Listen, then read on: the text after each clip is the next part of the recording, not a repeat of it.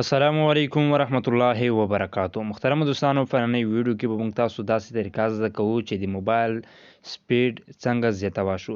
ګورئ دوستانو، زمونږ کله چې یو اپلیکیشن په خپل موبایل کې انسټال کړو، د هغې فولډر جوړه شي یا همدغه شان نوره بیخي زیاتې فولډرې وي زمونږ په موبایل کې، بیخي بیکاره فایلونه وي چې موږ بیخي ورته ضرورت نه لرو، خو بیا هم په فایل منیجر کې پرته وي، زمونږ میمري ورسره ډکه وي دوستانو، او همدې سره زمونږ د موبایل سپیډ هم چې کم دی کم وي.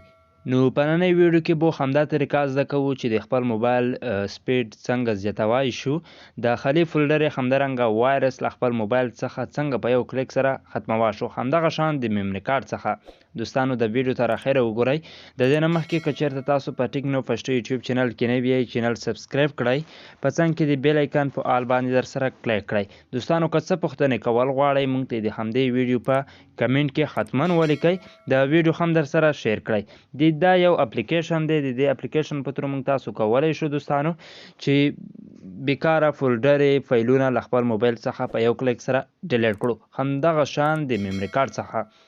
دوستانو یوه هیله در څخه کیږي چې د ویډیو ضرور در سره لایک کړئ. د دې لینک، د دې اپلیکیشن لینک به تاسو ته په ډسکرپشن کې ملاو شي. که چېرته تاسو ډسکرپشن نه پېژنئ، ګورئ دا په پلی سټور کې ولیکئ، دا اپلیکیشن دی، دا یې ایکون دی، له پلی سټور څخه یې ډاونلوډ کړئ. کله مو چې دا اپلیکیشن دوستانو ډاونلوډ کړو، نو دا به تاسو آن کړئ. د آن کولو سره دلته کې تاسو ته 3 اپشنې درکوي. په دې 3 واړو به تاسو یو ځل کلیک کوئ، نو دغه خالي فولډرې په میمري کارت کې خالي وایرس کمې فولډرې چې وي، همدغه شان نور کوم فایلونه چې وي، هغه به ستاسو د موبایل څخه په یو کلیک سره ډیلیټ کیږي. ګورئ موږ تاسو په اول اپشن باندې کلیک کوو. ما پې کلیک هم پې کړی دی، خو بیا هم پې کوم کلیک. دلته کې به لاندې اوس تاسو ته زه درښیم.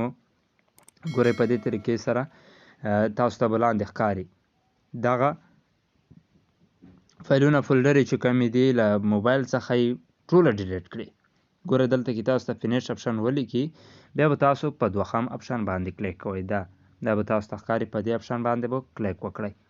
په دې باندې کلیک کولو سره دوستانو بیا به تاسو ته ښکاري دلته کې دا وګورئ 24 امپورټ فولډر ډیلیټ، څومره بیکاره فولډرې وي، 54 بیکاره فولډرې چې کمې وي، هغه په یو کلیک سره ډیلیټ کړئ. ګورئ دوستانو دریم نمبر کې به تاسو په دې اپشن باندې کلیک وکړئ. څومره مو چې په میمري کارت کې خالي فولډرې وي، هغه تاسو د دې بټن څخه په یو کلیک سره ډیلیټ کولی شئ.